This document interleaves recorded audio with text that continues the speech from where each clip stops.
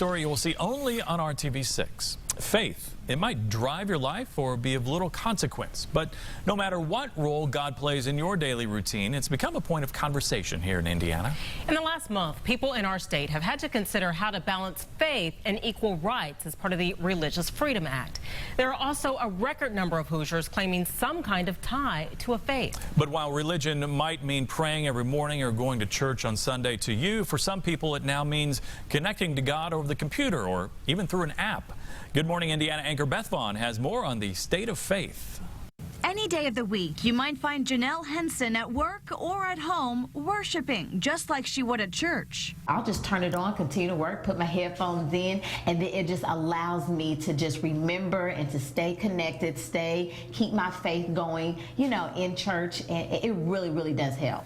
Offering worship services online is part of a new chapter in Eastern Star Church, a chapter that recognizes that millennials communicate differently than generations past. At our church, we talk about being high tech and high touch.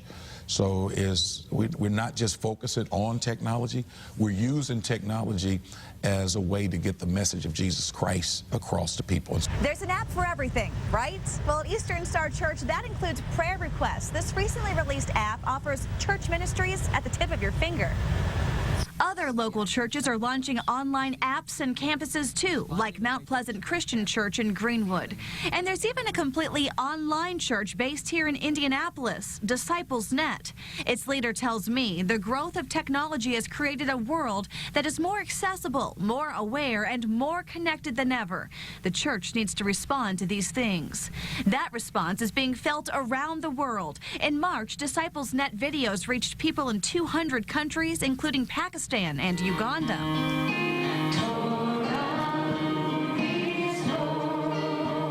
Stepping out of the box isn't limited to Christians. The Indianapolis Hebrew congregation launched this Friday night service to appeal to a younger audience, and it's working. People, sometimes, do the wave, they clap and they get up. It's definitely a non-traditional service in Judaism. A break from tradition that many young people want. So we're looking at a generation of folks who can form communities that aren't inside brick and mortar walls.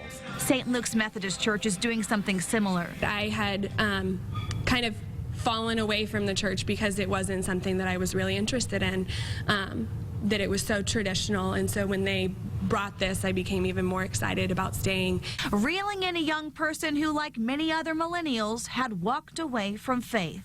Really what you'll find is this generation of where we are, they're more prone to download an app any day and getting Jesus than sometimes walking into a church. The conversation on the state of faith continues tomorrow night at 11, where faith organizations are taking religion out of churches, reaching young people in whole new spaces. For now, I'm Beth Vaughn for WRTV 6.